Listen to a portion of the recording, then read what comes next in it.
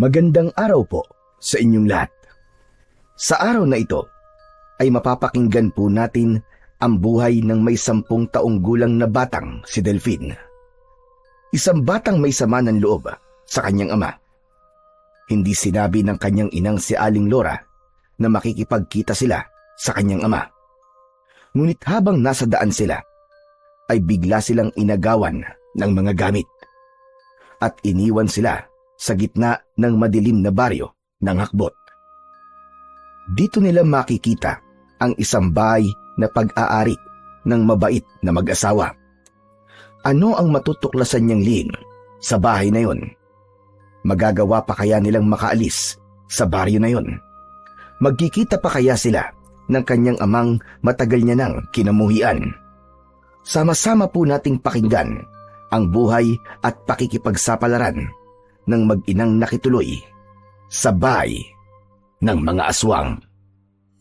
Ngunit bago po ang lahat mga idol, huwag po nating kalimutan mag-subscribe at i-hit ang notification bell sa aking YouTube channel na The Voice Addict at Apong Isaak para sa mas marami pang makapigil hiningang kwentong aswang at katatakutan mula sa mundo ng kababalaghan. Umpisahan na po natin ang kwento. Hala, sige na anak, sumakay ka na at aalis na tayo. Dapat nga noong nakaraang linggo pa tayo nagbiyahe dahil matagal na palang naisulat ni Tatay Tupi ang dumating na sulat sa akin. Nay, sigurado po ba kayong sasakay tayo sa tricycle na yan? Isa pa, bakit ngayon niyo lang po sinabi sa akin na doon pala tayo pupunta? Aba, bakit naman hindi, Delfin? Ayaw mo bang makita ang tatay mo? Natatakot ka ba sa tricycle o driver? Kasi po, para pong kagaya rin po ito ng madalas ko pong napapakinggang katatakutan sa radyo eh. Sa kwento po kasing yun, parang ganito rin po yung eksena eh. Pambihira na yan, oo. Ano ka ba naman, Delfin? Hindi totoo mga kwentong napapakinggan mo sa radyo. Kaya sige na, sumakay ka na, malapit ng gumabi aba. Mas mahihirapan tayo, matatagalan pa tayo sa paghihintay sa ibang sasakyang dumaraan dito. O ano, handa na po ba ang gamit niyo, Ale? Malapit na pong dumilim. Mahirap pa naman po ang daan dun sa pupuntahan natin. Sandali lang, sigurado ka bang alam mo ang bahay ni Tupe Mansano? Opo, kaya wag na po kayong mag-alala. Ako na po ang bahala sa inyo magdala ron. Tara na po, sumakay na po kayo. Nay, humanap na lang po tayo ng ibang masasakyan. Natatakot po kasi ako sa itsura ng manong driver eh. Ano ka ba naman anak? Huwag kang maingay. Baka marinig niya magalit pa siya sa iyo. Bakit ka ba natatakot sa kanya? Dahil ba sa bigote o balahibo niya sa pisngi? Alam mo anak, huwag kang mapanghusga ng tao dahil lamang sa kanyang panlabas na itsura. Kasi naman po hindi ko po maipaliwanag ang nararamdaman ko ngayon, Nay. Basta, parang nag-aalala po ako na parang natatakot. Ewan, hindi ko po talaga maintindihan. Mukhang hindi nga po siya sigurado sa baryong pupuntahan natin eh. Hindi niyo po ba napapansin? Ay, nako bata ka. Itigil mo na nga yan. Mukha namang mabait ang tao eh. At wala akong nakikitang masama sa itsura niya. Kaya tara na, sumakay ka na. Nakakahiya sa lalaki naghihintay siya sa atin. Kung ayaw mong sumakay, bahala ka. Sige ka, talagang iiwan kita rito. Gusto mo ba yon? Aba Nay, syempre ayoko pong iwan niyo ako rito. Kaya nga tara na. Huwag ka nang masyado mag-alala. Lahat na lamang ng nakikita mong ibang tao kinakatakutan mo. Pambihira kang bata ka. Akin na nga ang bag mo. At nandyan ang pamasahin natin, baka mamaya makalimutan mo pa yan. Wala nang nagawa ang may 10 taong gulang na batang si Delfin nang hawakan siya sa kamay ng kanyang ina na si Aling Lora. Pumasok sila sa loob ng bagong tricycle at naupo sa upuang gawa sa malambot na kutsyon. Malinis naman ang loob ng sasakyan, kaya hindi niya maipaliwanag kung bakit gano'n na lamang ang kaba sa kanyang dibdib. Mahigpit ang pagkakakapit niya sa braso ng kanyang ina. Nanlalamig din ang kanyang mga kamay na hindi mapakali sa upuan. Maya-maya pa ay naghari na ang katahimikan sa loob ng kanilang sinasakyang tricycle. Palakas ng palakas ang kabog sa dibdib ni Delphine habang pinagmamasdan ang itsura ng lubak-lubak na kalsadang dinadaanan nila. Tahimik ang paligid. Kakaiba ang katahimikang nagpapabigat sa kanyang dibdib. Ang mga bahay kubo ay nakahilig. Tila hindi pantay ang mga poste. May ilan pang nababalot ng gumagapang na damo at mga bintanay nakasara. Ngunit alam niyang wala nang nakatira. Isang baryong nakatiwangwang ang nakikita niyang itsura sa lugar. Sa gitna ng baryo ay may matandang punong balete. Ang ugat nito ay nakakalat sa lupa. Sa ilalim nito ay merong isang luma at sirang duyan na patuloy na umiindayog kahit walang hangin. Lahat ng kanyang nakikita ay tugma sa madalas niyang napapakinggan sa radyo. Kaya naman, mas lalo siyang nagsumiksik sa braso ng kanyang ina. Anak, ano ka ba? Umayos ka nga ng upo. Yan na nga ba sinasabi ko eh. Nako, ikaw Delphine ha? Iwasan mo na ang pakikinig sa radyo. Lalo na ng mga katatakutan. Tignan mo ang sarili mo. Namumutla ang labi mo at nanginginig ang katawan mo. Sabihin mo nga, bakit ka ba natatakot ha, Delphine? Kasi po, Nay, tignan niyo po mga bahay, oh. Nakakatakot po ang lugar na dinadaanan natin eh. Bihira na nga po ang bahay, ganyan pa ang itsura ng mga kubo. Baka naman lumipat lang ng ibang tirahan ng mga taong nakatira dyan, anak. Mukha kasing malayo sa bayan at mahihirapan talaga silang mamuhay kapag ganyang walang mapagkukunan ng pangangailangan nila sa araw-araw. Magsasalita pa sana si Delphine, subalit sumagot naman ang lalaking nagmamaneho ng tricycle. Sa unahan lang ito ng daan nakatingin at narinig nito ang kanilang mga pinag-uusapan. Hindi po sila umalis. Natakot po sila sa banta ng mga aswang sa lugar na to. Ang balita pa nga ay walang nakakaalam kung nasa na mga taong nakatira rito sa baryo ng Hakbot. Ang kasunod po ng baryong ito ay ang baryo na ni Tatay Tupi. Pero umiikot pa po sila sa kabilang tulay at hindi na po ito dinadaanan ng mga sasakyan. Pero, bakit dito mo kami dinaan? Para po hindi sayang sa gasolina. Totoo po ang sinasabi ko tungkol sa mga aswang. Kaya nga po, matagal nang inabandona ng mga tao ang baryong ito. Nay, di ba po tama ako? Nakakatakot po talaga ang lugar na to. Pero bakit po niya dito tayo dinaan? Nay, sige na, tara na, bumaba na po tayo, Nay. Hay nako, hindi naman totoo ang sinasabi ng lalaking yan. Tinatakot lang niya tayo dahil alam niyang nag-aalala ka. Saka kung bababa tayo, abay delikado dahil malapit ng dumilim ang paligid. Oo nga naman, tama ang nanay mo. Tayong mga lalaki dapat matapang at palaban. Hindi ka dapat nagpapakita ng takot, lalo na sa mga aswang. Kasi may kasabihan dito sa amin, kung sino raw ang takot, yun daw talaga ang madalas na pagpakitaan ng mga aswang. Nay, narinig niyo po yun? Hindi po siya nagbibiro. Nagsasabi po siya ng totoo tungkol sa aswang.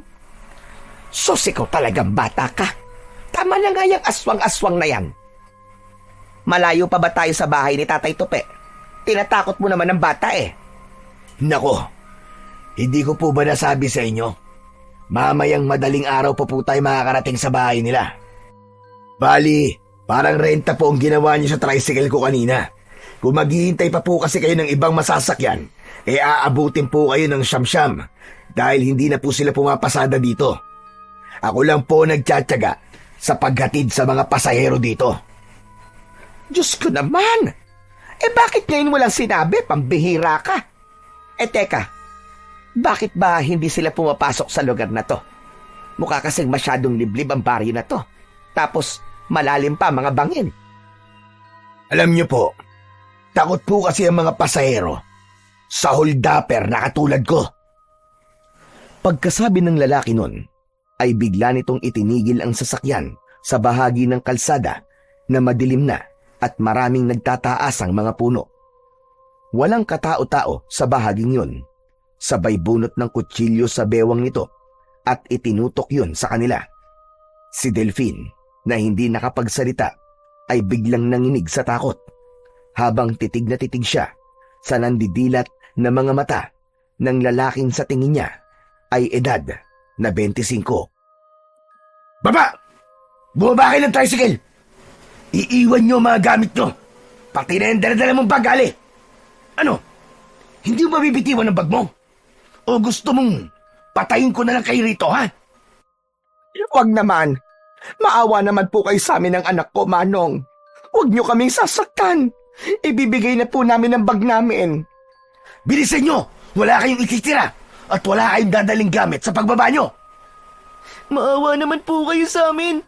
Wala po kami pera para makaalis dito. Aba, problema mo na yon. Ang mahalaga, may makakain ang pamilya ko. Bilisan niyo nang bumaba. Baka magbago pa ang isip ko. Tuluyan ko pa kayong paslangin dito. Alalahanin niyong walang makakatulong sa inyo dito. Sige na! Tila hindi maihakbang ni Delphine ang kanyang paa pababa ng tricycle. Lalo pa at ramdam na ramdam niya ang panginginig sa kamay ng kanyang ina. Wala sa kanilang natira ni isang gamit sa kanilang mga dala. Pagbaba nila ng tricycle ay pinaharurot na ng lalaki ang tricycle nito. Naiwan silang dalawa ni Aling Lora na nakatayo sa gilid ng kalsada at nahabol na lamang nila ng tingin ang papalayong tricycle hanggang sa tuluyan na itong naglaho sa kanilang paningin. Dismayadong napaupo na lamang sa gilid ng kalsada ang nanay niya. Naiiyak na nakasabunot ang kamay sa buhok nito. Habang si Delphine naman, iginala ang paningin sa paligid. Para silang nakakulong sa silid na walang katao-tao. Tanging ang maliwanag lang na sikat ng buwan ang nagsisilbing liwanag sa kanilang kinatatayuan. Naluluwang napaupo na rin si Delphine sa tabi ng kanyang ina na si Aling Lora. Diyos ko, anak. Patawarin mo si nanay, ha? Hindi ako nakinig sa nararamdaman mo kanina. Mabilis kasi ako nagtiwala sa lalaking iyon. Paano na ngayon yan? Natitiyak kong mag-aalala sa atin si Tatay Tupe kapag hindi pa tayo nakarating sa kanila. Nay, bakit po ba kailangan pa nating umuwi sa bahay ni Lolo Tupe? Para saan pa po? Pwede ba, Delphine? Huwag na muna natin pag-usapan yan. Diyos ko, bakit ngayon pa? Bakit ngayon pang nangyari sa atin to? Kung kailan na kailangan nating makita ang tatay mo. Na paano po ba si tatay? Bakit po tayo nagmamadaling umuwi sa bahay ni Lolo Tupe? Ang kulit mo naman eh. Hindi ba't sinabi ko naman sa'yo bago tayo nagbiyahe sa baryong to? May malubhang sakit si Ardo, ang iyong ama. Gusto niya tayong makita bago man lang siya mamatay. Hindi alam ng tatay mo na uuwi tayo. Pero ganito pang nangyari sa ating dalawa. Hindi alam ni Delphine ang tungkol sa sakit ng kanyang ama. Hindi naman siya apektado sa mangyayari sa kanyang ama dahil 1 buwan pa lang siya sa loob ng tiyan ng kanyang ina ay inabandona na sila nito. Ni singkunduling na panggastos ni Aling Lora para sa panganganak nito ay wala itong naibigay. Sinolo ng kanyang ina ang responsibilidad na dapat sana ay pinagtutulungan ng mag-asawa. Kaya siguro hindi sinabi sa kanya ni Aling Lora ang tungkol sa sakit ni Mang Ardo dahil hindi naman siya interesadong makita pa ang kanyang ama. Galit siya sa ginawa nitong pang-iiwan sa nanay niya. Maya-maya pa ay naisipan ni Aling Lora na tumayo at hawakan sa kamay si Delphine. Sandali, Nay. Saan po tayo pupunta? Hindi ko alam, anak.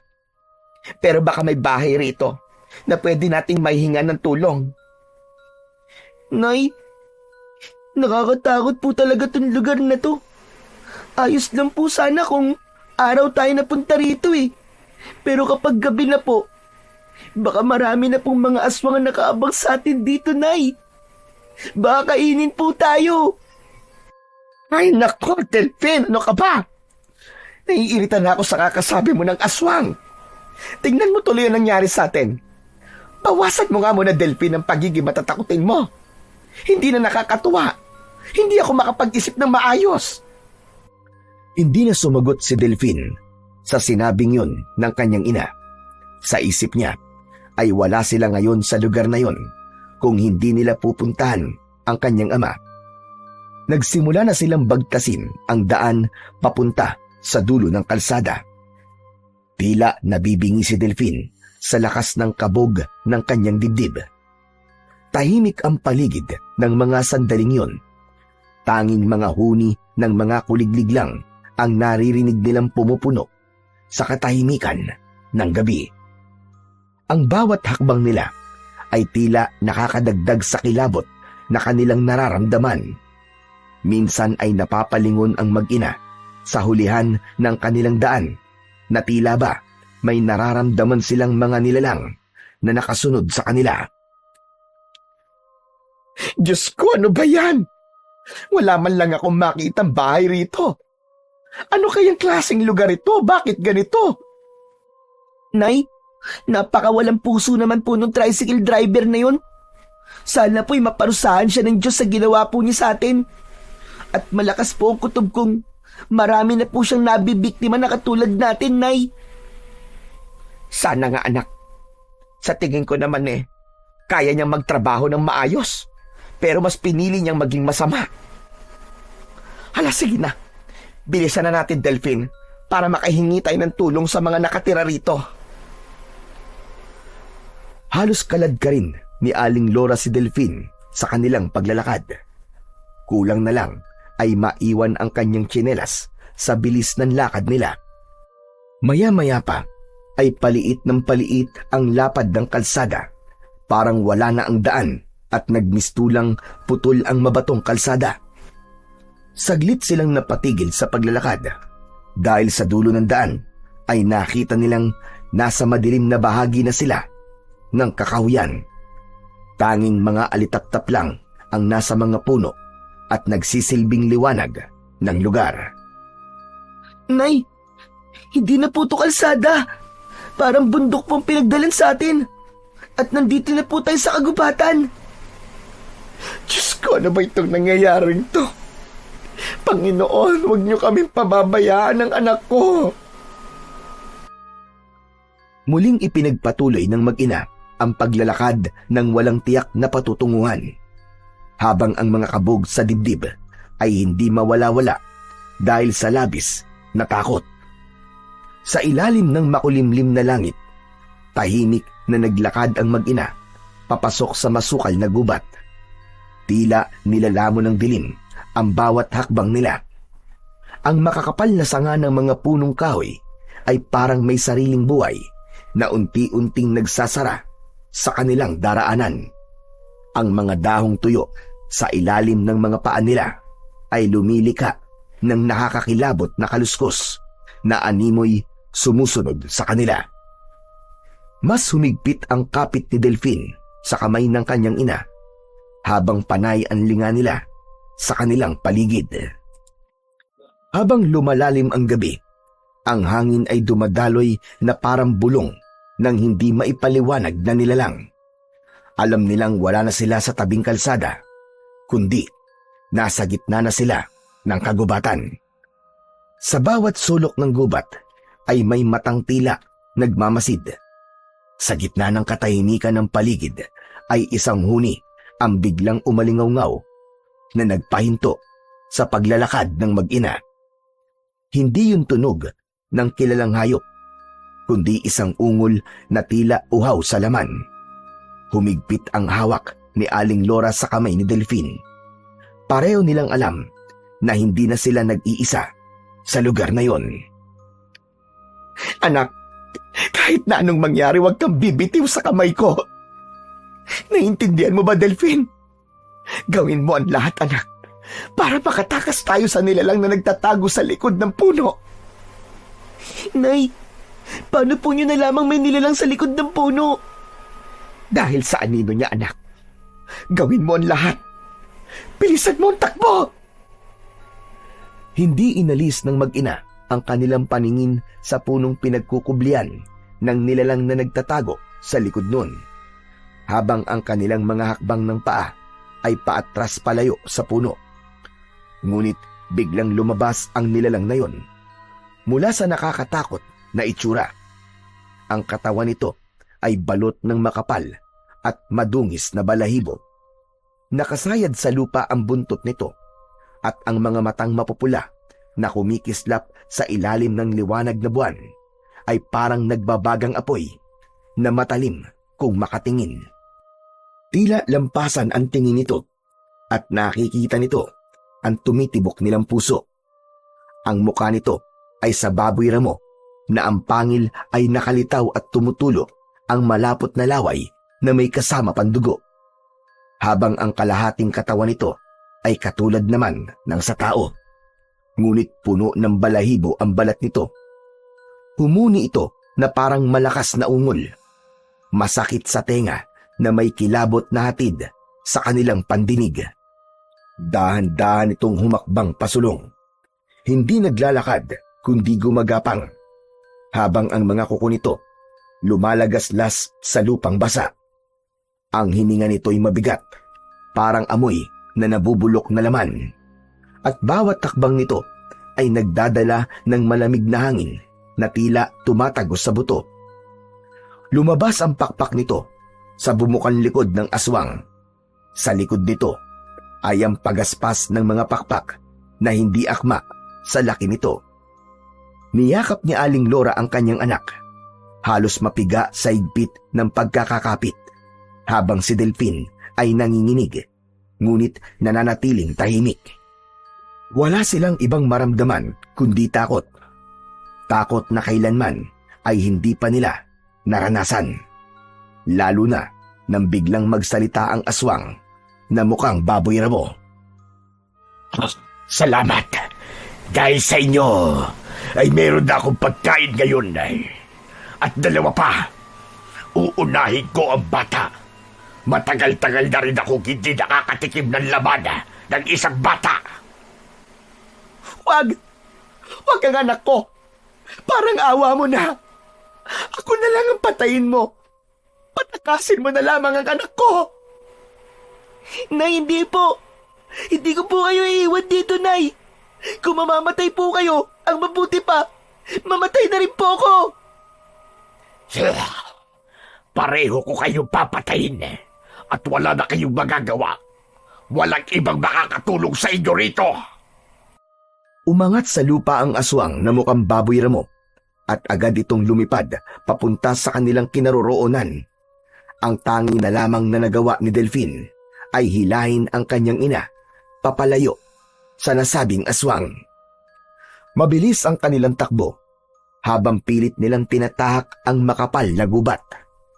Puno ng tinik at ugat ang daan, ngunit hindi sila tumitigil.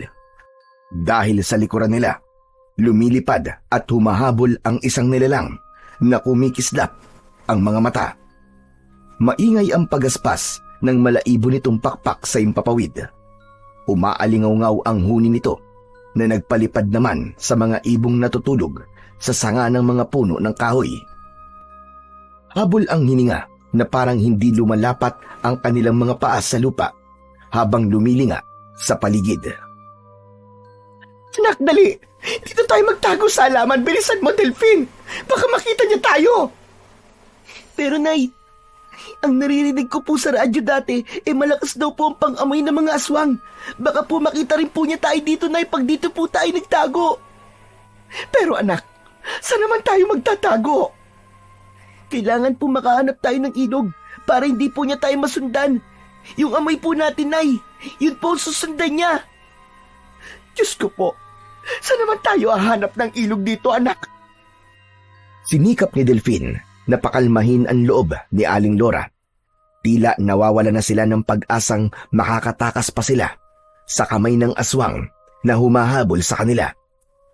Maya-maya pa ay naisipan nilang tumakbo na lang sa kakahuyan na may maraming nakatanim na puno. Habang ang paghampas ng hangin sa kanilang muka ay tila isang hudyat na kailangan pa nilang tumakbo ng mas mabilis.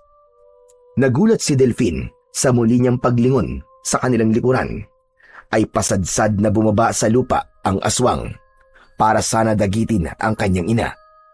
Agad niyang naitulak si Aling Lora, kaya siya ang tinamaan ng matutulis nitong mga kuko.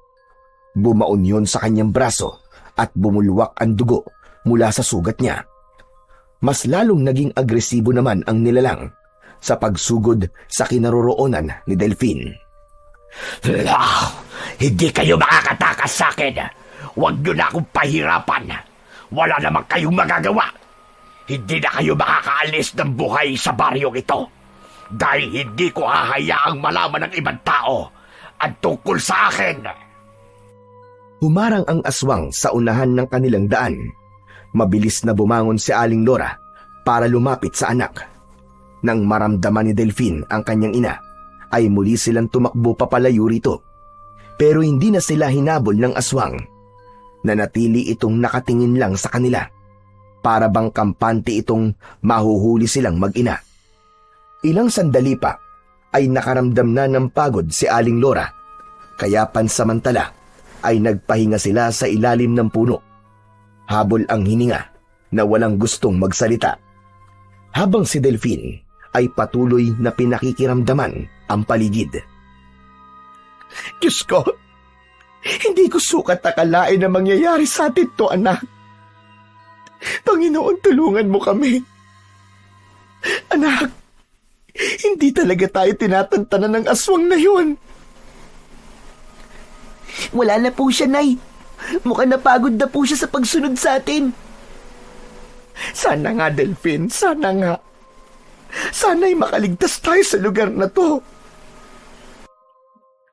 Nang makapagpahinga ang mag-ina at wala na silang naririnig na ingay sa paligid, pati na ang pagaspas ng pakpak sa impapawid, ay saka lang sila na panatag ang loob. Hindi nila alam kung nasaang lugar na sila. Ang mahalaga ay wala nang humahabol sa kanila. Nagpatuloy na sila sa paglalakad, kaya natanaw nila ang isang malaking bahay na gawa sa kahoy. Bigla namang gumuhit ang sakit sa sugat ng braso ni Delphine. Kaya naman, tinakluban niya yun ng kanyang palad. Anak, masakit ba? Konting tiis na lang, anak. Magagamot din natin yan. Ayos lang po ko, Nay. Mababaw lang naman po ang sugat sa braso ko. Nay, sa bahay po niyo, no? Nakabukas po ang ilaw mula sa lubang kasera. May bahay po. May mahihingan na po tayo ng tulong, Nay. Sandali lang, anak. Parang natatakot na ako magtiwala ulit. Hindi ko kayang humingi sa kanila ng tulong. Pagmasdan mo naman ng bahay nila, parang ang hirap naman paniwalaan na may bahay sa gitna ng gubat na to. Sumunod si Delphine sa sinabi ng kanyang ina. Pinagmasdan na muna niya ang itsura ng malaking bahay. Ang kahoy nitong dingding ay makintab at makinis. May mga bintanang bilugan na may mga kortinang kulay puti na sumasayaw sa ihip ng hangin. Sa may beranda, nakasabit ang mga paso ng orkidyas na bihirang makita sa gubat. Ang amoy naman ng kampupot at ilang-ilang ay nagmistulang pabango sa paligid ng bahay. Sa isip ni Delphine ay sapat na yun para malaman na hindi aswang ang nakatira roon. Ngunit sa likod ng kagandahang yun, may hindi maipaliwanag na bigat ng presensya ang bahay. At bagamat bukas ang pinto, walang tunog mula sa loob. Tanging tunog ng sariling hininga ang maririnig. Nay, sa tingin ko po, kaya mabigat po ang pakiramdam natin sa bahay na yan ay dahil dito po nakatayo sa gubat. Nay, subukan po nating lumapit at tumingi po ng tulong sa nakatira sa bahay. Tara po. Kung sa bagay, anak, malay mo naman talaga na matutulungan tayo ng taong nakatira sa bahay na yan. Subukan natin. Tara, Nay. Ang bango nga po ng mga bulaklak ko at halos mabalot po ng halaman ng buong bahay. Parang mayaman po nakatira kahit gawa lang po sa tabla ng kahoy. Mas lalong naakit sa ganda ng paligid ng bahay ang mag-ina nang tumambad naman sa kanilang paningin ang matatabang halaman ng sampagita na nakatanim sa bawat sulok ng bahay. Parang nasa paraiso sila ng mga sandaling yun. Ilang saglit pa ay nagtawag na ang kanyang ina para makuha ang atensyon ng tao sa loob ng bahay. Tao po! Tao po! May tao ba rito? Tulungan niyo po kami! Walang sumagot sa sigaw ng kanyang ina. Kaya naman, mas lumapit pa sila sa nakabukas nitong pintuan habang pinakikiramdaman ang bawat paligid. Tao po! May tao ba dyan? Tao po! Ilang sandali pa ay nakarinig na sila ng may hinang yabag ng paa sa sahig ng bahay. Sumilip ang isang lalaki na sa tingin nila ay 55 taong gulang, kasama ang magandang babae na sa tingin nila ay asawa nito. Sumunod pa ang isang babae na malaki ang tiyan dahil buntis. Isang pamilya na parang may masayang pagsasama. Abay, sino po sila? Paano po kayo napadpad sa lugar na ito? Maaari po ba kami makituloy sa bahay nyo? Kahit isang gabi lang po. Aalis din po kami kagad. Abay, oo naman. Halika, pumasok kayo. Bilisan nyo. Mabuti pala't gising pa kami. Teka, Linda, ipagtimpla mo nga muna sila ng kape. Halika kayo, pumasok kayo sa loob. Maupo kayo sa bangko. Sandali lang. Ano bang nangyari sa inyo? Tinangay po kasi ng tricycle driver ang mga gamit namin. At kasama po ang pera namin. Pamasahe sana namin papunta sa bahay ng biran ko. Tapos inatake po kami ng aswang at nasugatan po sa braso ang aking anak. Dahil po sa pagliligtas sa akin, muntik na po kaming mapahamak. Mabuti na lang po at nakatakas kami ng anak ko. Diyos ko, nakakatakot po talaga. Aswang baka mo. Abay, mabuti na nga lang at nakatakas kayo. Ay Susan, ihanda mo mga silid ng mag-ina. Tama-tama sa inyong kwarto at matagal na yung hindi natutulugan. Linda, ilabas mo na rin ang panggamot sa sugat at ibigay mo kay... Laura po. Laura po ang pangalan ko at Delphine naman po ang pangalan ng aking anak. Balak sana ni Delphine na sumali sa usapan ng dalawa. Subalit pinigilan niya ang kanyang sarili. Abala siya sa pagsusuri sa loob ng bahay.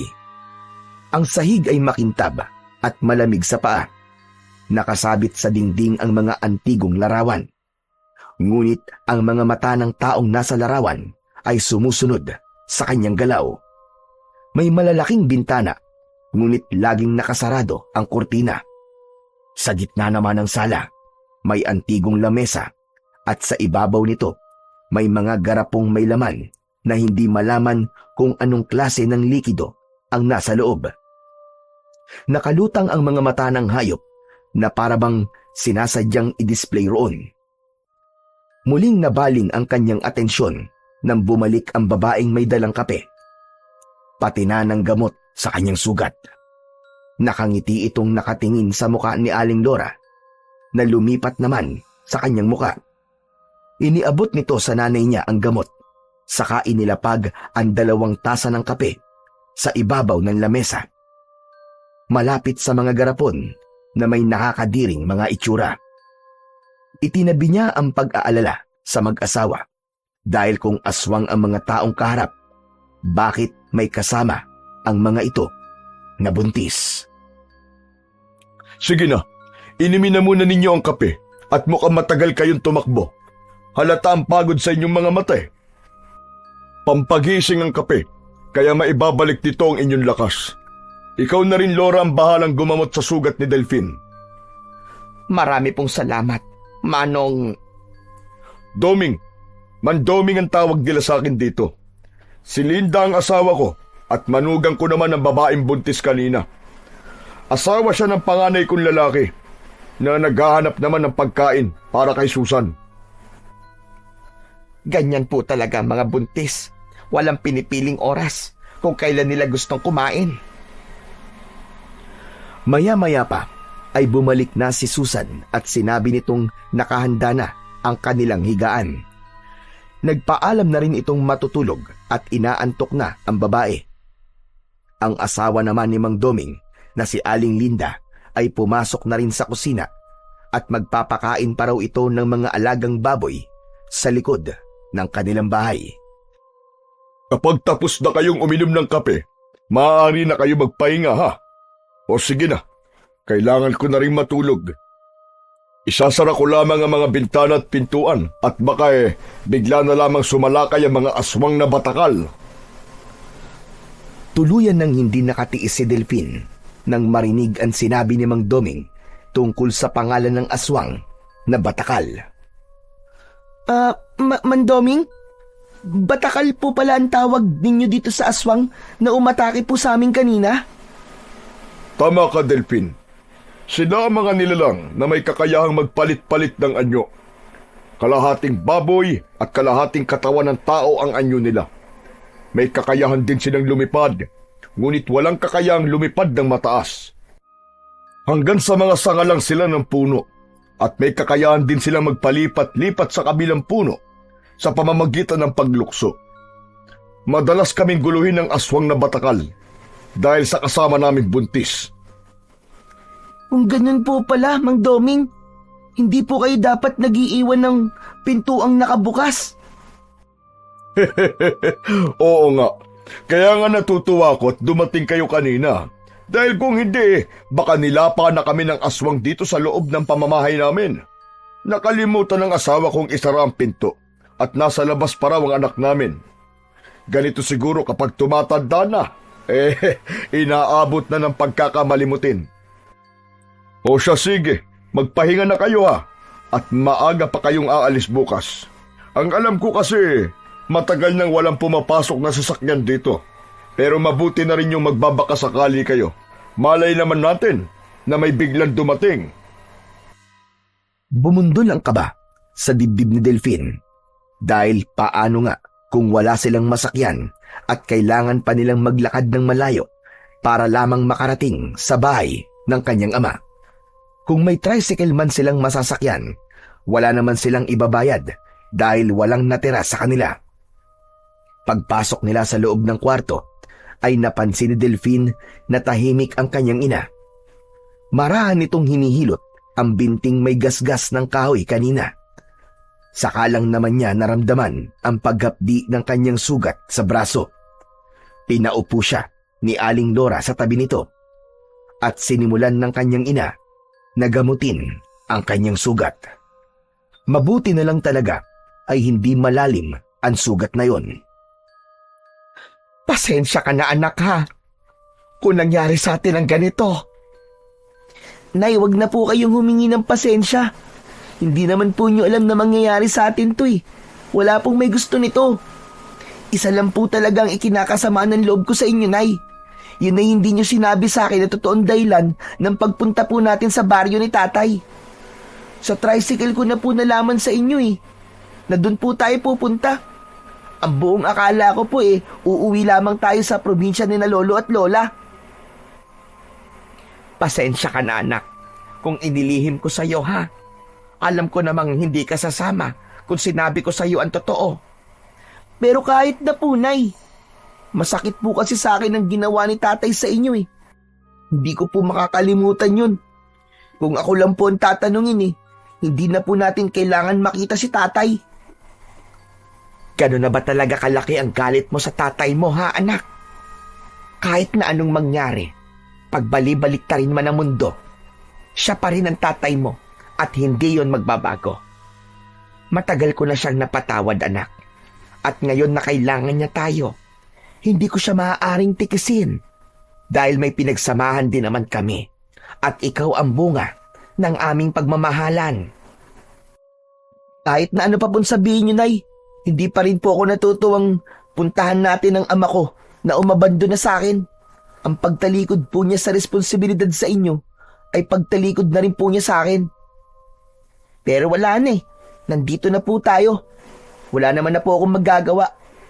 Kaya lang eh, muntik pa po tayo mapahamak nang dahil pa rin po sa kanya. Hindi na nga naitago pa ni Delphine ang sama ng kanyang loob para sa kanyang ama, maging sa kanyang ina na nagsinungaling sa kanya para lang mapuntahan ang tatay niya.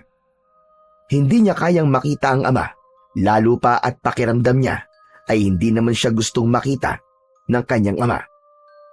Matagal na hindi dinalaw ng antok si Delphine, lalo na at kahit nasa loob na sila ng silid at nakasara ay pakiramdam niya ay hindi pa rin sila ligtas sa lugar na yon. Idagdag pa ang malalakas na ingay ng mga umaalulong na mga asong gubat mula sa kakauyan. Maya-maya pa ay nakarinig siya ng pagbalandra ng pinto. Kaya naman ay napabalikwas siya ng bangon. Kasunod, ang bulungan ng mga taong nasa labas ng kanilang silid sa mismong sala ng bahay. Pero biglang tumahimik, kaya mas pinili ni Delphine na bumaba sa katre na gawa sa kawayan at nilapitan ang pintuan. Idinikit niya ang tenga sa dingding ng pinto at tahimik niyang pinakinggan ang ingay sa labas ng silid. Huwag kang maingay, Lucas. May mga bisita tayong natutulog sa kabilang silid. Kahit hindi narinig ni Delphine ang pagsagot ng kausap, ay alam niyang ang bagong dating ay ang anak na panganay ni Mang Doming. Kasunod ang pagbukas ng pinto sa kabilang kwarto na pinasukan kanina ng babaeng buntis. Tila naglalambing ito sa asawa at pakiramdam ni Delphine ay nakayakap ang babae sa lalaki habang nagpapasalamat sa pasalubong ng bagong dating. Pagkalipas ng ilang minuto niyang pakikinig, ay narinig naman niya ang ingay sa kusina. Pati na ang pagtaddad sa kung anong bagay na hinati-hati nito sa sangkalang kahoy. Kahit hindi niya nakikita ang mga kilos ng mga tao sa labas, ay alam niya kung ano ang mga ginagawa ng mga ito dahil natutunan niya yon sa matagal na pakikinig sa mga drama sa radyo. Naghari ang saglit na katahimikan sa pamilyang nasa loob ng kusina. Kasunod ang tunog ng pagmuya na tila sarap na sarap ang mga ito sa kinakain. Bumilis ang tibok ng kanyang puso ng mga sandaling yon. Ngunit pinakalma niya ang kanyang sarili. Lalo pa at hindi naman siya sigurado sa kung anong klase ng pagkain ang nilalantakan ng mga ito. Dahan-dahan niyang ibinukas ang pinto pero nagulat siya sa kamay na humawak sa kanyang braso.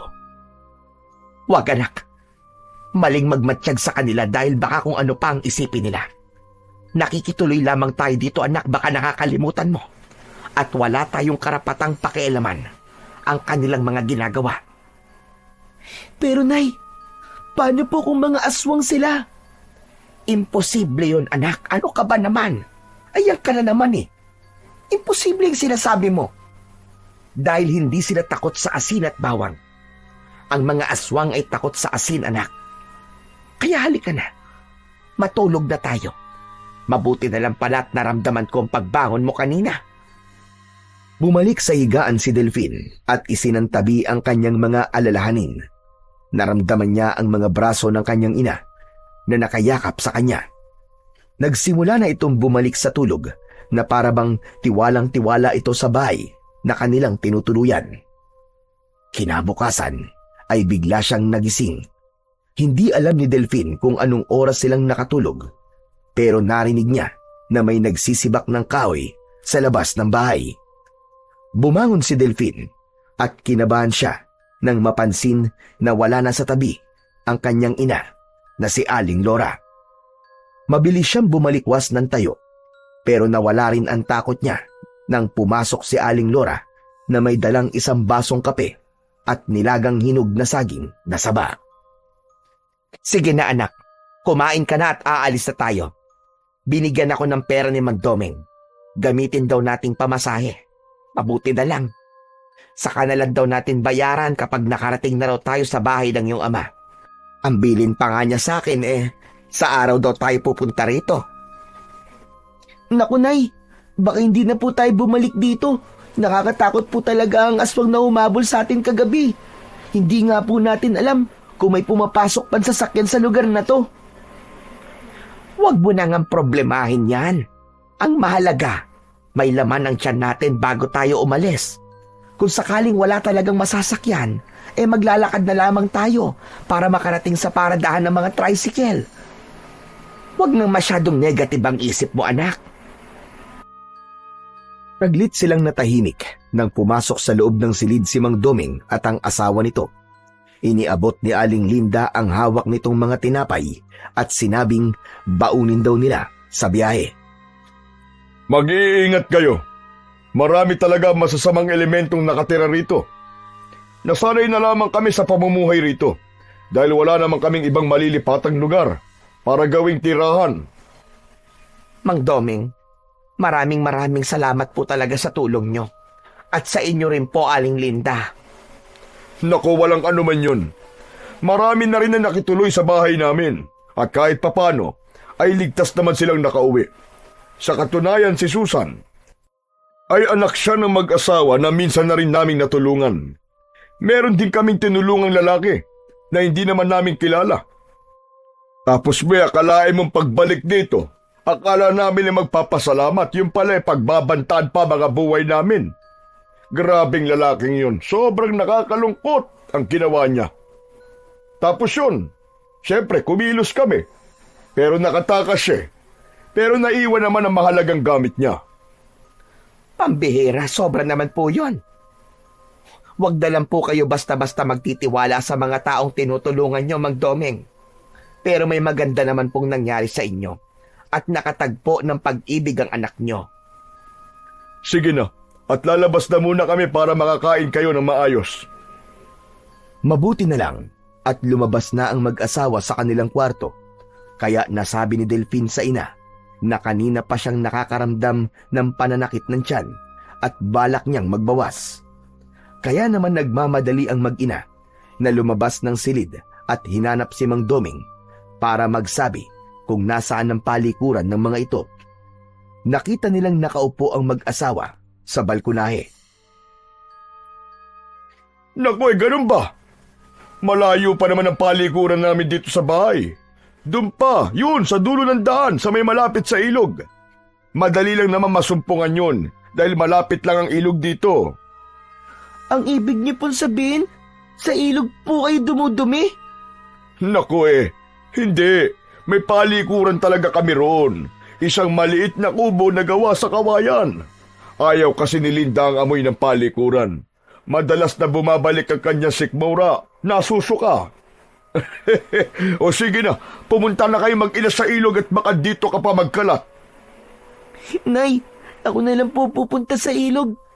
Masakit po kasi ang paa niyo, di ba? Dahil po sa mga sugat. Abay, bakit hindi kayo nagsabing may sugat pala kayo sa binti? Halika nga't ipapagamot natin kay Linda.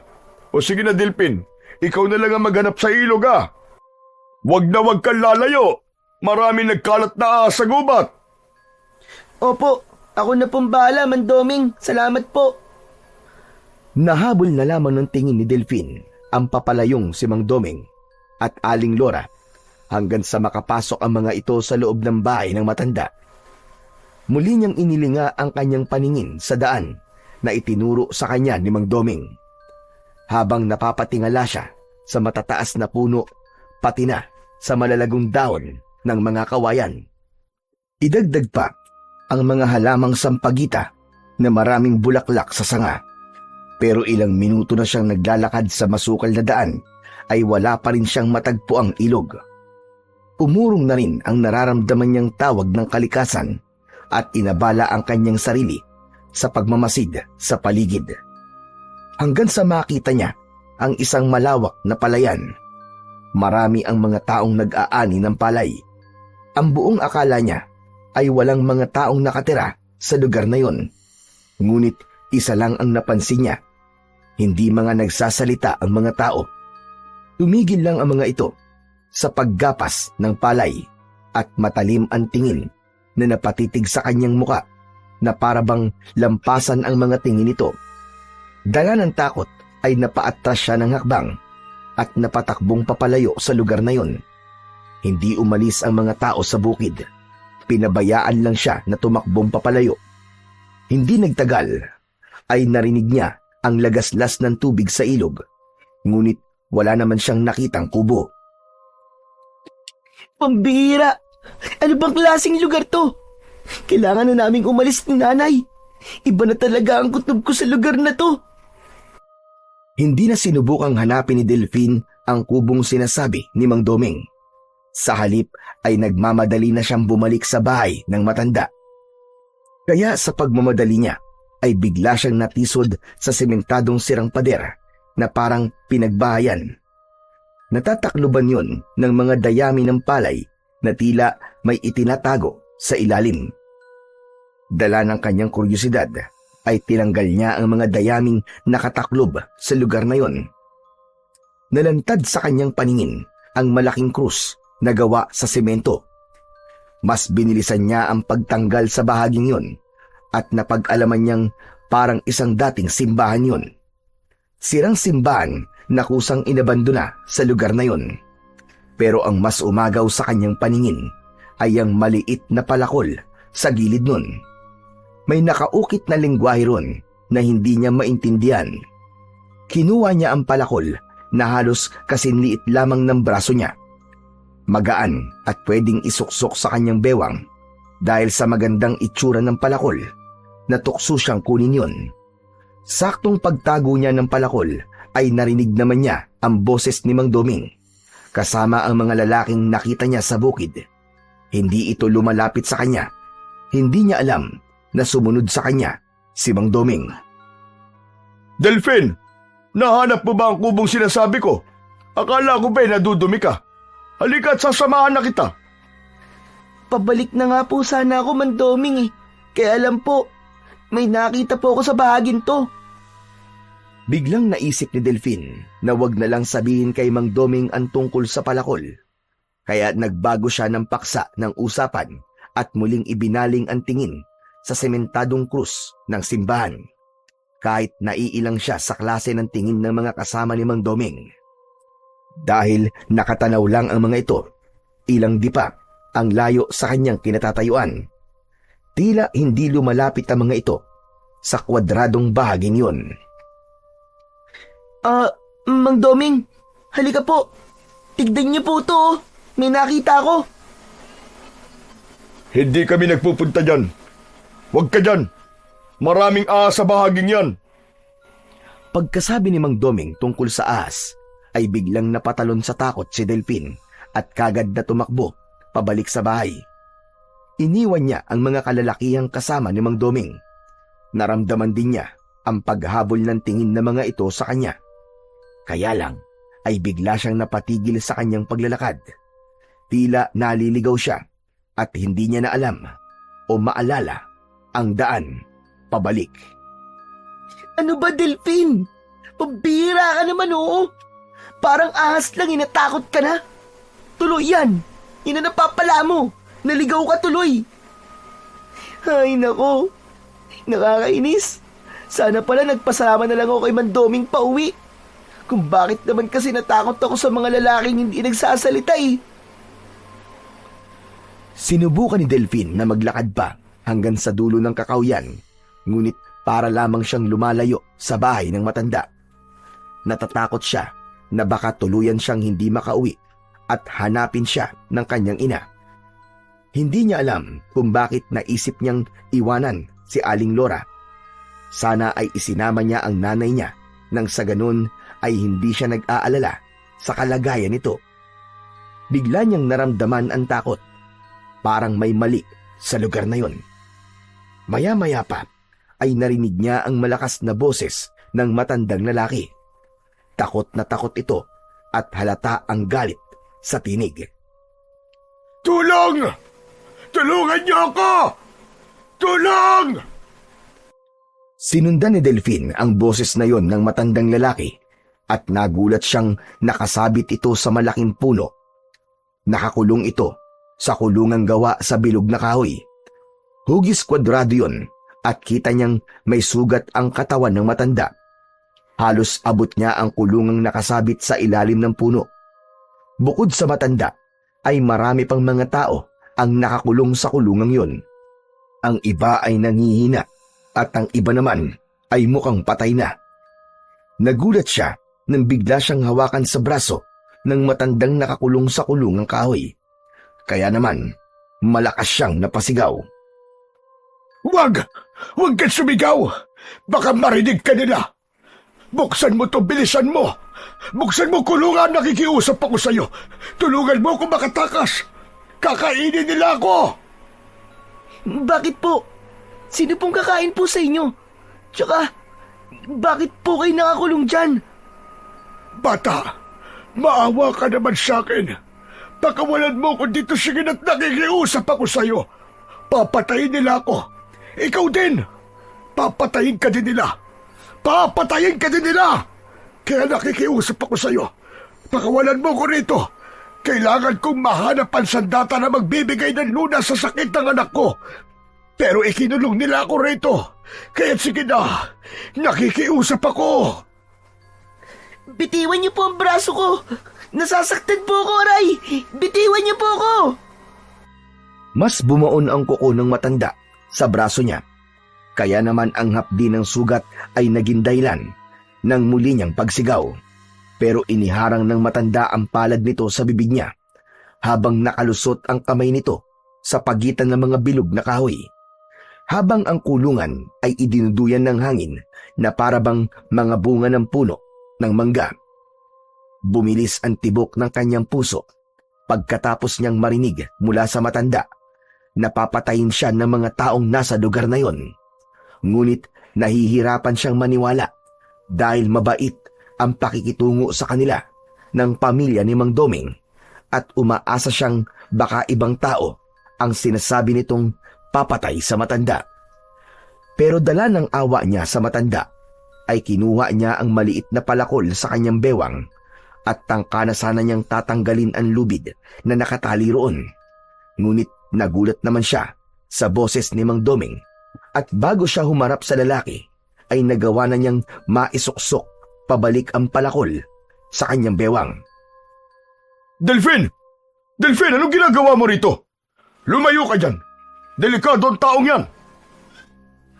Mang Doming, bakit po siya nakakulong? Sabi po niya papatayin siya. Pati na raw po ako. Nako, huwag kang maniniwala sa mga sinasabi niyan. Sira ulo ng taong yan Pinatay niya ang asawa niya at mga anak. Nakakulong siya dyan dahil walang mga pulis na kukuha sa kanya. Malayo ang bayan dito at kailangan pa namin maghintay ng ilang araw para ipakuha siya sa mga pulis. Halika na, Delpin. Lumayo ka sa kanya. Huwag kang maniwala sa kanila, Delpin. Papatayin nila tayo. Papatayin nila tayo! Halika, Delphin. Bakit ka ba lumapit dyan? Ang lahat ng mga nakakulong dito ay mga taong nakagawa ng kasalanan. Hindi ka dapat nakikipag-usap sa kanya dahil nasisiraan na siya ng ulo. Baka saktan ka niya. Dali na, umalis ka na dyan. Delphin, iyo, huwag mo akong iwan dito. Huwag kang maniwala sa kanya. Papatayin ka niyan! Halos kalad ka rin siya ni Mang Doming papalayo sa mga kulungang nakasabit sa mga sanga ng puno. Habang patuloy sa pagsisigaw ang mga nakakulong sa loob at nakikiusap na pakawalan sila. Nangibabaw ang boses ng matanda habang unti-unti siyang lumalayo sa kulungan nito. Huwag! Huwag mo akong iiwan dito, bata! Huwag kang maniniwala sa kanya! Tulungan mo ako! Papatayin ka na mga yan! Bilisan mo na, Delphin. Lumayo na tayo rito. Teka po, Mang Doming. Kawawa naman po yung matanda. Nahihirapan po siya sa kulungan na yun. Kailangan namin gawin to dahil mapanghanib siyang tao. Halos magkasunuran lamang kayong dumating nun. Ipinakiusap lang sa amin ng kamag-anak ng asawang pinatay na matandang yun. Pati na ang kanilang 3 anak ay pinatay rin ng taong yun. Kaya gagawa talaga siya ng paraan para makatakas. kung ano-anong kwento ang gagawin niya para may maawa sa kanya at patakasin siya. Kaya huwag kang maniniwala dahil tuso ang matandang yun. Totoo po ba sinasabi nyo, Mang Doming? Abay, oo naman. Bakit? Wala ka bang tiwala sa akin? Huwag kang maniniwala sa kanya! Sinungaling siya! Huwag kang maniwala sa kanila! Huwag mo akong iwan dito! Hindi totoo mga sinasabi niya sa'yo! Mga aswang sila! Kakainin tayo ng mga yan! Ngunit tuluyan na siyang nailayo ni Mang Doming sa matandang nakakulong habang inaalalayan siyang maglakad papunta sa bahay ng mga ito. Si Raulo ang matandang yun. Magaling gumawa ng kwento para pakawalan siya. Ako si Raulo! Hindi! Hindi totoo sinasabi mong hayop ka! Kapag nakawala ko rito, ako mismo ang papatay sa'yo! O ano? Narinig mo na, Delphine? Delikado matandang yun. Kaya tara na, umuwi na tayo. Delphine! Delphine, iyo! Tignan mo mga kulungan yan. Maraming siraba ang ulo ang nakakulong dito. Lahat kami ay pagkain ng mga aswang na yan. Huwag kang sumama sa kanila. Maniwala ka. Lahat sila rito ay aswang. Isang baryo sila ng mga aswang. Maniwala ka, iyo. Tumakbo ka na. Aswang sila ritong lahat. Mga aswang! Ang mga kalalakiang nakatayo sa likod ni Mang Delphine ay naiwan sa lugar na yon at binantayan ang kulungan upang wala nang makalapit sa mga biyag. Habang papalayo ay naririnig pa rin ni Delphine ang sigaw ng matandang lalaki. Sa isip niya ay parang gusto niyang maniwala sa matanda. Ngunit tutol naman ang bahagi ng puso niya dahil minsan na rin silang nagtiwala sa tao at niloko lamang sila. Pakiramdam niya ay saka lang siya nakahinga ng maluwag nang makita ang kanyang ina. Bakas sa mukha nito ang pag-aalala dahil matagal siyang nawala. Anak, saan ka ba nagpunta? Pambihira ka. Nagkalala ako sa'yo. Hindi tuloy natin naabutan ng tricycle na umalis kanina dahil wala ka. Pasensya na po, Nay. Naligaw po kasi ako at napadaan pa po ako sa... Huwag mo nang ikwento sa nanay mo mga nakita mo kanina. Gusto mo bang matakot din siya? Sige na, maganda na kayo. Ako mismo mag-aatid sa inyo sa kalsada. Hindi naman pala masamang tao si Mang Doming at ang asawa nito dahil desidido itong tulungan sila. Mukhang tama nga ang sinabi nito sa kanya dahil mabuting tao si Mang Doming. Maya-maya pa ay lumabas naman si Aling Linda. May dala na itong 2 basong may lamang kape. Sige na, ang mabuti pa uminom na muna kayo ng kape nang hindi kayo antukin sa daan. Maiwan ko muna kayo dito at magpapadala ko sa inyo ng tinuyong tapa ng karning baboy ramo. Naku matutuwa ang lolo mo, Delphine, dahil pwede ito sa mga walang ngipin kapag isinama sa ginataang gulay. Marami pong salamat, Mang Doming. Napakabuti niyo po talaga sa amin. Sus, nambola pa ang batang ito. Ginagawa ko lang ito para mawala ang takot mo kanina. Kalimutan mo na lamang yon, bata, at huwag mo nang ikwento pa sa iyong ina. Opo, para hindi na po mag-alala si nanay. Teka lang, ano ba kasi yun? Naririnig ko naman kayo Imbis na sumagot, ay napatawa na lamang ng malakas si Mang Doming at iniwan na lamang sila sa labas. Nasa balkonay sila habang katabi ang walang imik na si Aling Linda. Nakangiti lang itong nakatingin kay Delphine dahil sa mahilig talagang magkape ang kanyang ina at siya ay magkasabay silang uminom ng kape. Halos maubos nila ang laman nun dahil sa mabangong aroma na nalalanghap nila sa baso. Wala silang kaalam-alam na yun na pala ang malaking pagkakamali nila, ang magtiwala sa mga taong hindi naman nila masyadong nakikilala. Nay, parang nahihilo po ako at inaantok. Ako nga rin Delphine, Aling Linda, ano po bang inilagay niyo sa inumin namin? Hindi na nakapagsalita pa si Delphine dahil bumibigat na ang talukap ng kanyang mga mata. Halos pagsakluban siya ng langit at lupa nang maramdaman niya ang pagbagsak ng kanyang ina sa sahig. Nawalan na ito ng malay habang siya naman ay unti-unting dumudulas sa upuang gawa sa tabla ng kahoy, hanggang sa naramdaman niya ang pagsayad ng kanyang katawan sa sahig, sa tabi ng kanyang ina, hanggang sa tuluyan ng nagdilim ang kanyang paningin. Nagising si Delphine sa malakas na pagbuhay ng makina ng isang motor ng sasakyan.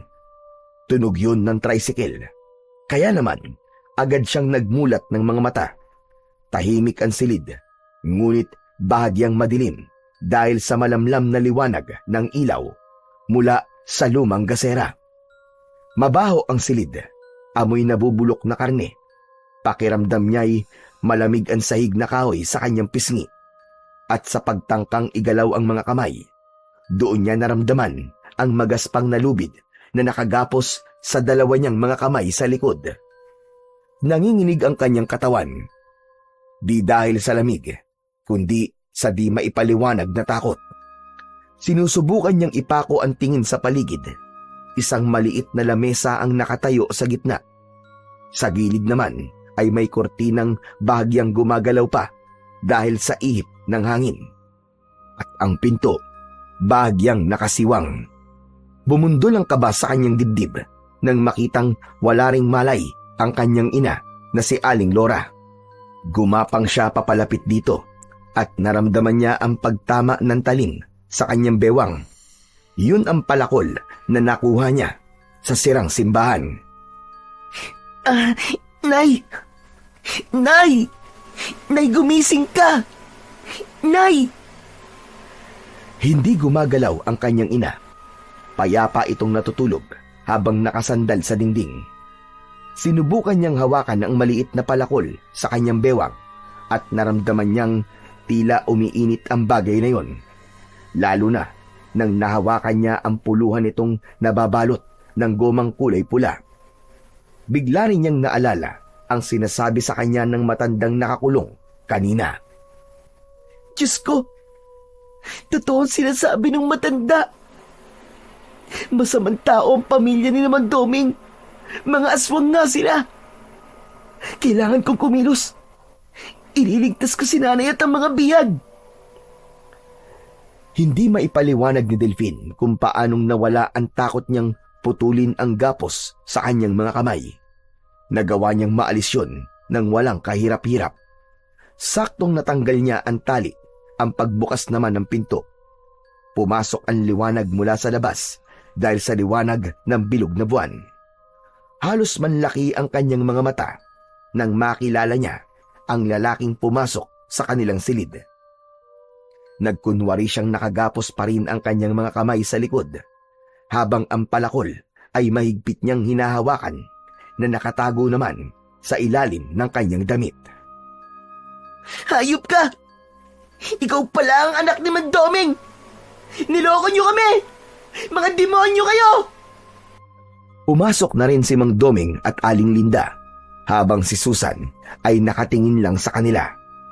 Nakita nila ang mag-asawa na nakangiti na naman na nakatingin sa kanya, habang ang lalaking driver ng tricycle at kumuha ng mga gamit nila ay nakangising yumuko sa kanya. Hinawakan nito ng maigpit ang baba niya, saka tinitigan siya sa kanyang mga mata. Pero nabawi kagad nito ang kamay na tila napaso ito sa kanyang palad. Pero hindi nito pinansin ang naramdamang init sa katawan ni Delphine, dahil mas nangibabaw rito ang tuwa nang makitang nakagapos sila. O ano? Kumusta, bata? Masaya ba ang palabas? Ang galing kong manghuli ng pagkain, no? Hayop ka! Kung ano man ang mga binabalak nyo, hindi kayo magtatagumpay.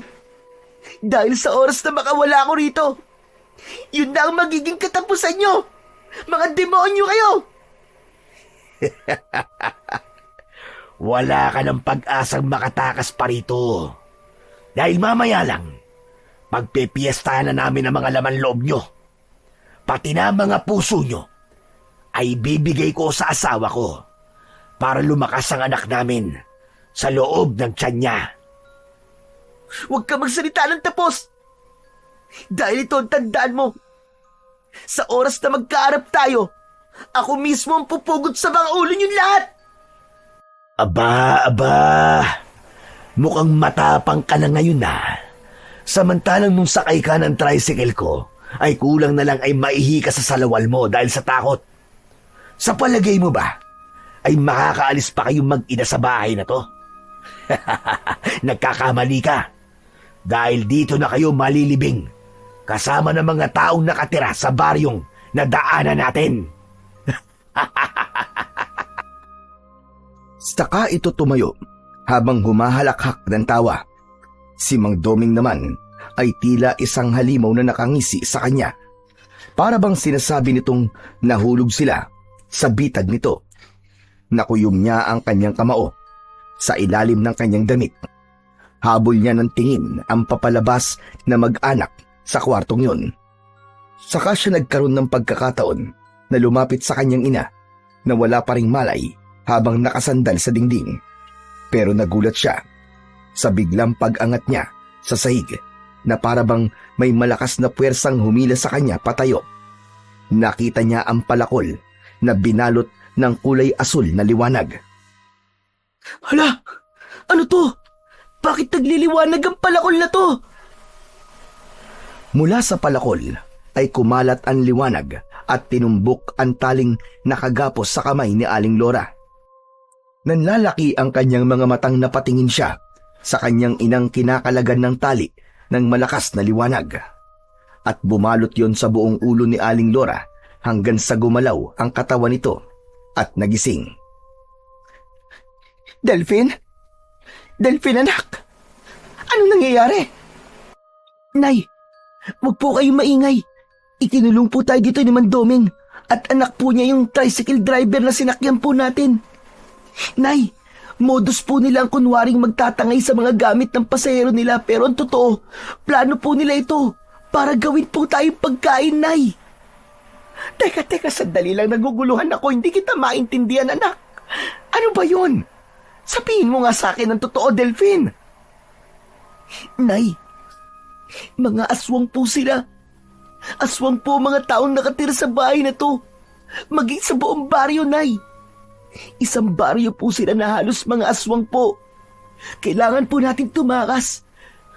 Pupuntahan po natin ang matandang nakakulong sa nakasabit na aula sa malaking puno. Doon po, Nay, sa gubat. Tara na po. Halos buhati ni Delphine ang kanyang ina para lang makaalis sa loob ng kubong yun. Sa likod sila dumaan habang hindi niya binibitiwan ang kanyang palakol. Iniwasan niyang hindi sila lumika ng ingay habang nirarangka niya ang dingding na gawa sa tabla. At dahil sa kakaibang lakas ng palakol, walang kahirap-hirap na nasira nila yon. Daan-daan silang lumabas doon at magaan ang paa na tumakbong papalayo sa kubo. Napatigil sa pagtakbo si Delphine nang makita ang maraming tambak ng patay na katawan ng mga tao sa lupa. Napapalibutan yun ng maraming mga halaman na bulaklak ng sampagita, ilang-ilang at kampupot upang maitago ang mabahong amoy ng nabubulok na laman ng tao. Kaya pala maraming bulaklak sa paligid ng bahay at kung titignan ito ng mabilisan ay hindi kagad mapapansin na mga katawan yun ng mga tao.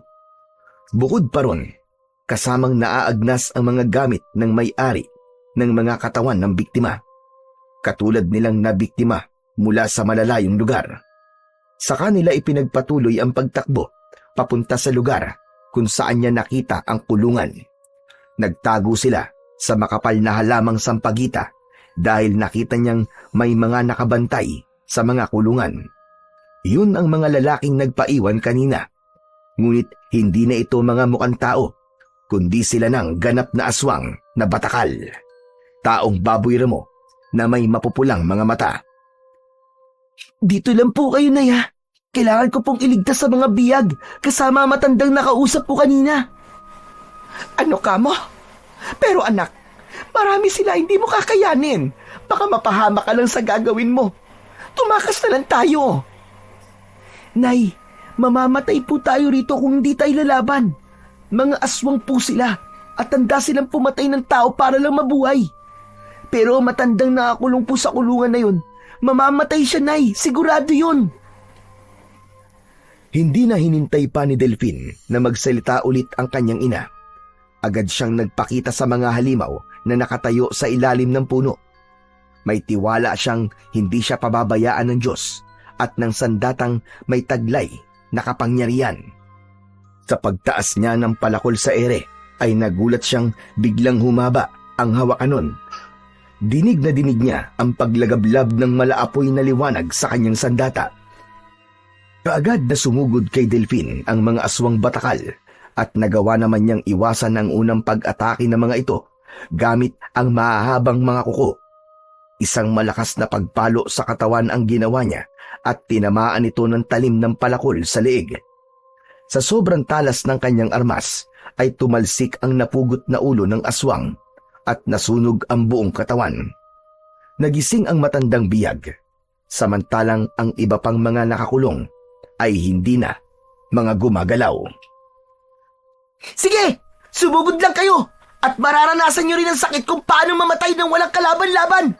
Nakita nyo ba kung anong ginawa ko sa mga kasamahan nyo? Sige, sugod! At ganyan din ang mangyayari sa inyo! Mga demonyo kayo!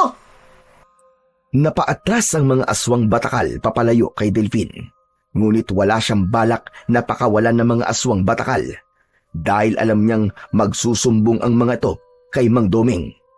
Malakidlat ang naging pagkilos ni Delphine ng mga sandaling yun at hindi na nakaporma sa kanya ang tatlong natitirang mga aswang batakal. Bawat haribas niya ng palom ay napupugot niya ang mga ulo ng mga ito. Sabay-sabay na bumabagsak ang katawan ng mga ito sa lupa. Nasunog ang katawan habang ang malaabong liwanag ng katawan ng aswang ay sumama sa hangin at tuluyang naglaho. Tumabi po kayo, Lolo, at tatanggalin ko po ang tali sa kulungan nyo. Ililigtas ko rin po ang iba pang mga biyag. Hindi na kailangan, Delphine. Dahil patay na silang lahat. Bilisan mo na, bago pa nila tayo abutan dito. Madali ka! Isang palo lang ang ginawa ni Delphine at natanggal niya na kagad ang lubid na nakatali sa kahoy. Mabilis na lumabas ang matanda at sobrang tuwa. Napayakap ito kay Delphine. Diyos ko, salamat iyo. Ang sandatang hawak mo sa akin yan. Ibinigay ko yan sa anak ko. Naiwan niya yan dito habang siya ay tumatakas sa mga aswang. Naging ang liwanag lamang na nanggagaling dyan ang makakagamot sa lumalalang sugat ng anak ko. Kaya tara na, umalis na tayo rito. Sandali lang po, Lolo. May kasama po ako. Kasama ko po ang nanay ko. Tumingin si Delphine sa bahaging pinagtataguan ng kanyang ina at lumabas ito sa makapal na halaman. Tumakbo itong mabilis papalapit sa kanila. Kaya lang, napansin niyang nanlalaki ang mga mata ng matanda at nakaawang ang bibig. Nagpalipat-lipat ang tingin nito sa kanila habang may luwa na ang mga mata. Kung ang matanda ay nagulat, mas nabigla naman si Aling Lora. Hindi ito nakapagsalita at tumitig ng matagal sa mukha ng matanda. Kaya naman, binasag ni Delphine ang katahimikan sa pagitan ng dalawa. Nay? Lolo? Magkakilala po ba kayo? Bakit mga ganyan po ang reaksyon nyo? Diyos ko, totoo ba ito? Tatay Tupi, ano pong ginagawa nyo rito? Ha? Tatay Tupi? Kapangalan po ng lolo ko, Nay. Teka. Siya po ba talaga ang lolo ko? Diyos ko, anak. Siya nga ang lolo mo. Siya si Lolo Tupi mo. Lora, anak, mabagin langit. Dito ko kayo natagpuan. Diyos ko, ang apo ko. Wala akong kalam-alam na nandito rin kayo. At ang palakol ng Tatay Ardo mo, ikaw rin ang nakakuha niyan. Mapagbiro po talaga ang tadhana. Dito pa tayo nagkita. Nasa bingit po tayo ng kamatayan. Paano po kayo napunta sa lugar na ito? Nako, mahabang istorya, anak. Kailangan na muna nating umalis dito. Tara na, magmadali na tayo. Akma na sanang aalis sila sa lugar na yon nang magulat sila sa bagong dating na mga aswang. Nakangisi ang mga ito habang umaangil. Nakalabas ang malalagari nitong mga ngipin habang nakadipa ang mga kamay na may mahahabang mga kuko. Hindi nyo na kailangang umalis. Tignan mo nga naman ang pagkakataon. Nasa iisang lugar lang ang mga biyag ko at magkakamag-anak pa pala kayo. Magre-reunion kayo ngayon sa impyerno. Ikaw pala ang ama ng hayop na nagbanta sa akin. Ang walang iyang Ardo na yun, muntik pa kaming ipahamak. Kumusta naman ang sugat niya? Tutali, nandito na kayo. Ako na ang papatay sa inyo. Hindi mangyayari yun. Dahil natagpuan na ng aking apo malakas na sandatang papatay sa inyong lahi. Mahina rin pala ang isip mo. Ni hindi mo napansing makapangyarihan ang sandatang basta mo nalang itinago sa lumang simbahan. Dahil wala namang silbi, kahit gamitin pa yan sa akin, hindi ako natatakot. Walang makakapatay sa amin dahil kakampi ko ang Diyos ng dilim. Walang magagawa ang Diyos nyo dahil dito pa lang ay papatayin ko na kayo at isasama ko kayo sa impyerno. Nagkakamali ka! Mag-isa ka lang pupunta sa impyerno. Buhay ka pa pero sinusunog na ang kaluluwa mo sa impyerno. Kasama ng dinudiyos mong hari ng kadiliman. Ang mga katulad nyo ay dapat parusahan. Kaya tama na satsat. Simulan na natin ang laban! Nahila ni Lolo Tupi ang natitigilang si Aling Lora papunta sa pinagkukublihan nitong halaman para magtago. Hinayaan nilang sumugod si Delphin sa nakatayong si Mang Doming, kasama ang asawa nitong may malababoy ramong anyo. Nauna itong umatake kay Delphin, ngunit naiwasan niya ang matatalas nitong mga kuko. Umikot siya sa ere at tinagpas niya ang ulo ni Aling Linda. Umalsik ang ulo nito sa paanan ni Mang Doming. Nanginginig ang kamay nitong hinawakan ang pugot na ulo ng asawa.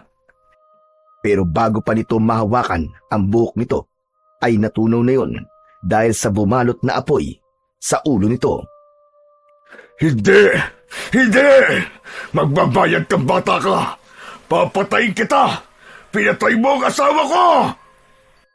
Galit na sumugod si Mang Doming habang pasuray-suray ng takbo. Nararamdaman nito ang malakas na liwanag na bumabalot sa kanyang palakol, kaya saktong paglapit nito sa kanya ay hinampas niya kagad ito ng palakol sa leeg. Nasugatan ito ng malalim at bumulwak ang dugo nito. Hindi pa siya nasiyahan. Isang mataas na pagtalon ang ginawa niya at ubod lakas niyang itinarak ang talim ng palakol sa ulo nito. Sakto sa bunbunan.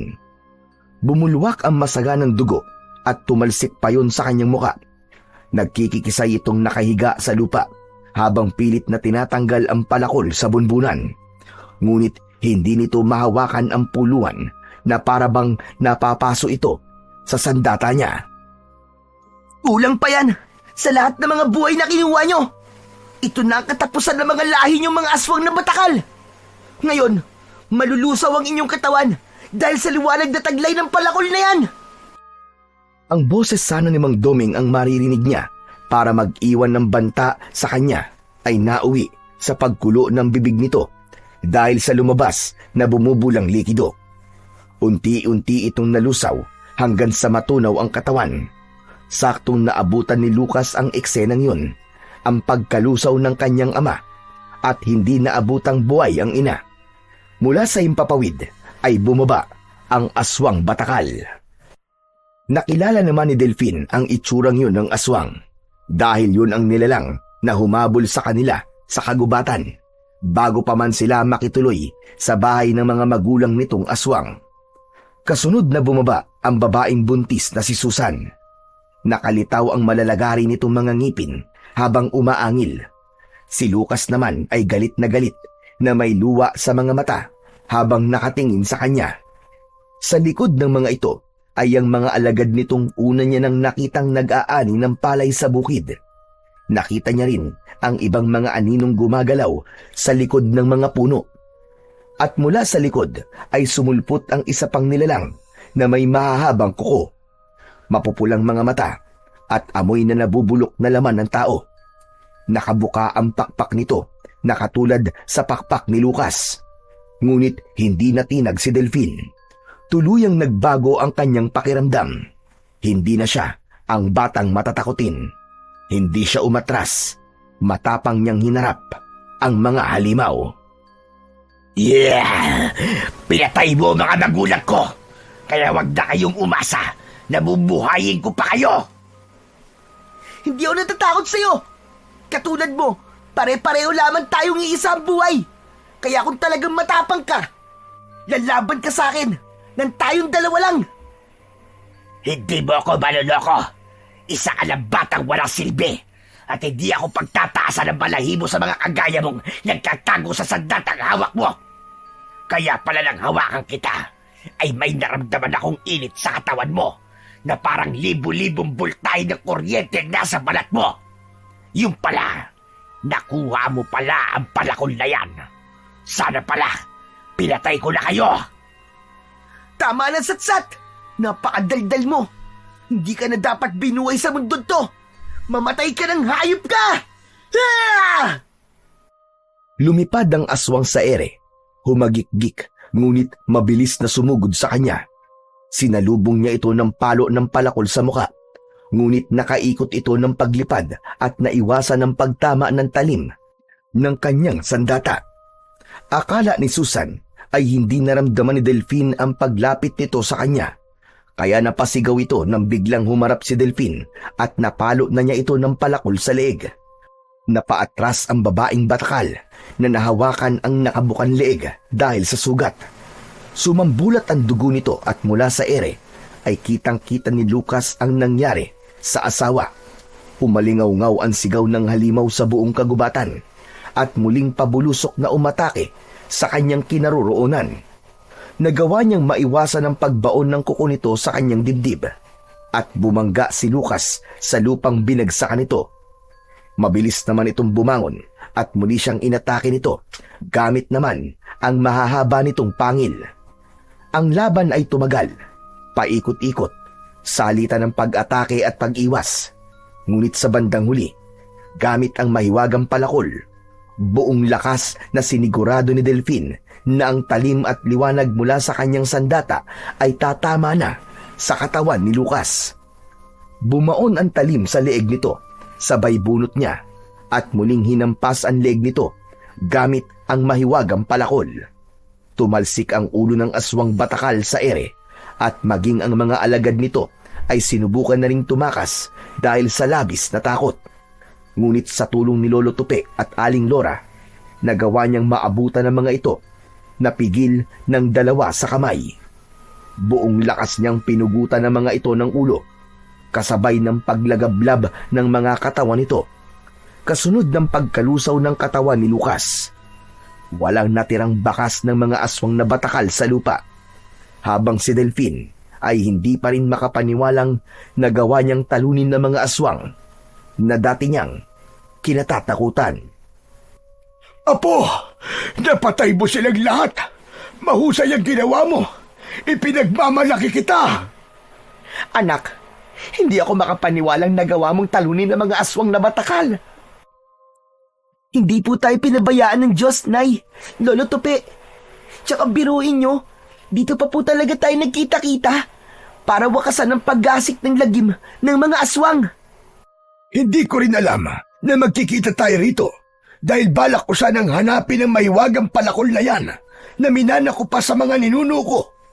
Makapangyarihan talaga yan at ang taglay na liwanag sa talim niyan ay kayang lumunas ng sugat. Sugat na likha ng mga aswang. Ngunit ang epekto naman yan sa mga aswang ay kamatayan at pagkasunog. Tara na, kailangan na natin puntahan si Ardo. Hindi sinabi ni Delphine na hindi pa siya handang makita ang kanyang ama. Ngunit nang malaman niya na ang liwanag ng palakol ang tanging makakapagpagaling kay Mang Ardo, ay isinantabi na muna niya ang lahat ng sama ng loob sa kanyang ama. Panahon na rin naman siguro na marinig naman niya mula sa ama ang dahilan nito. kung bakit sila iniwan ng nanay niya. Kaya ang mismong tricycle ni Lucas ang ginamit ng matanda para makaalis sila sa lugar na yon. Nakakalungkot man isipin, pero wala na silang nailigtas na buhay sa mga bihag na nakakulong sa hawlang kahoy. Isang matagumpay na pagpapatakbo ng sasakyan ang ginawa ni Lolo Tupe papunta sa bahay ng matanda.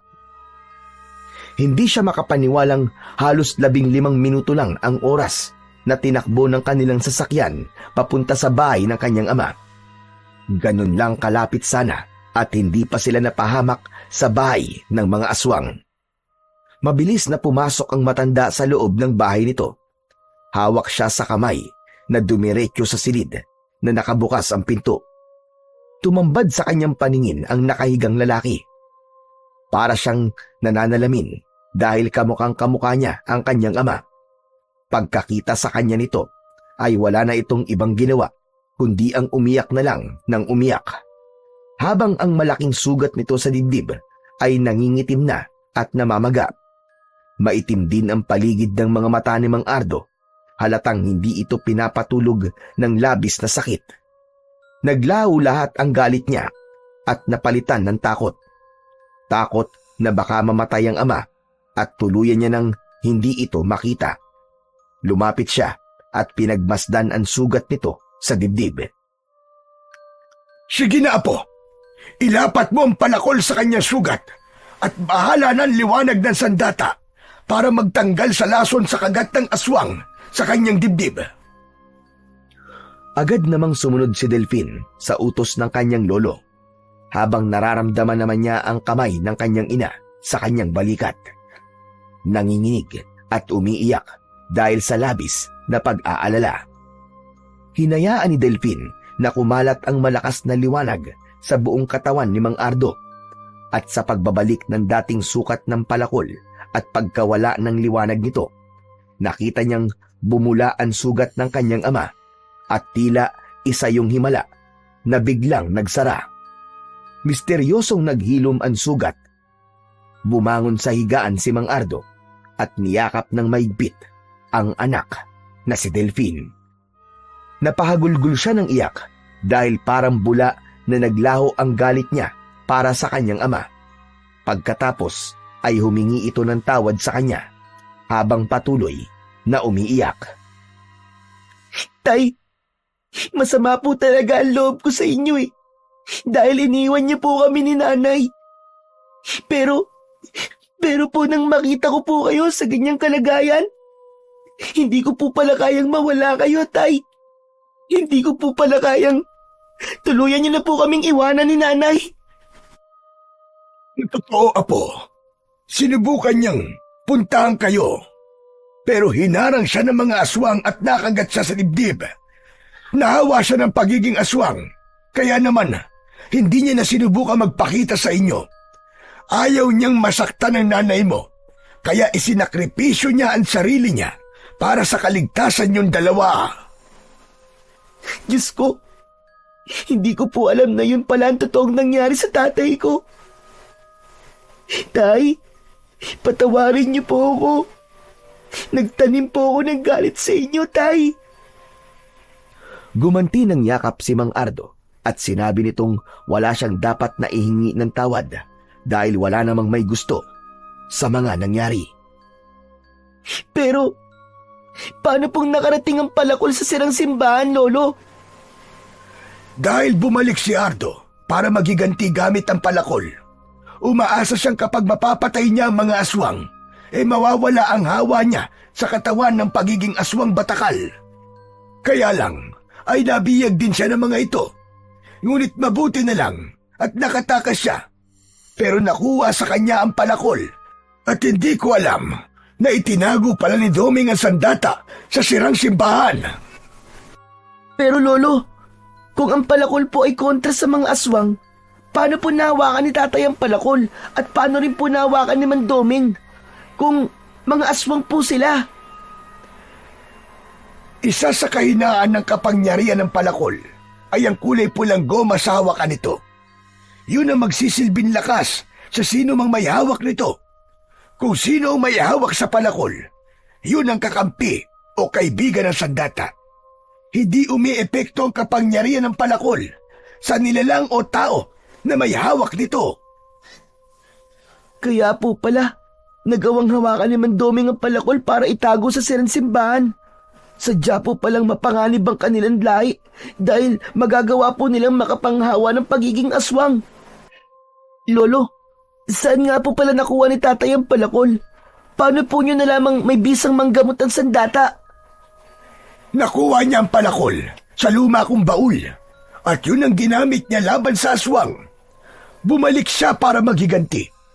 Walang kaalam-alam si Ardo na ang mismong palakol na dala niya ang gamot pala sa kagat ng aswang sa kanya. Nalaman ko lang nang makuha ko lumang sulat ng lolo ko. Matagal na nagtiis si Ardo sa sakit ng sugat niya.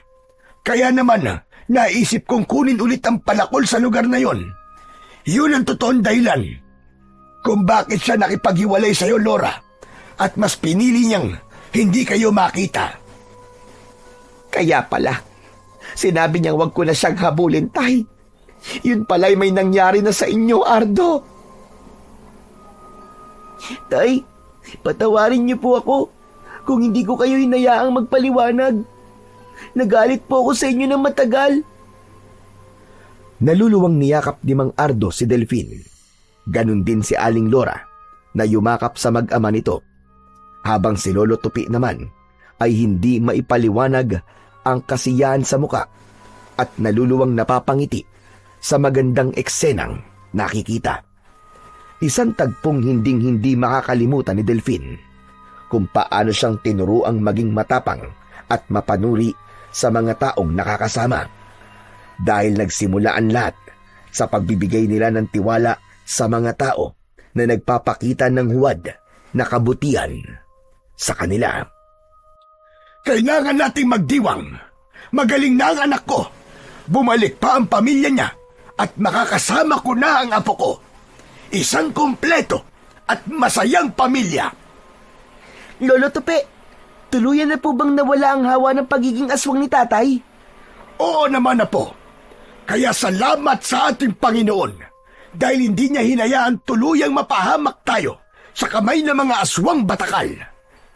Lagi mong tatandaan na lagi tayong humingi ng tawad sa Diyos at marunong ka ring magpatawad sa mga taong nakakagawa sa iyo ng kasalanan. At piliin mo palagi ang maging mabuti sa iyong kapwa.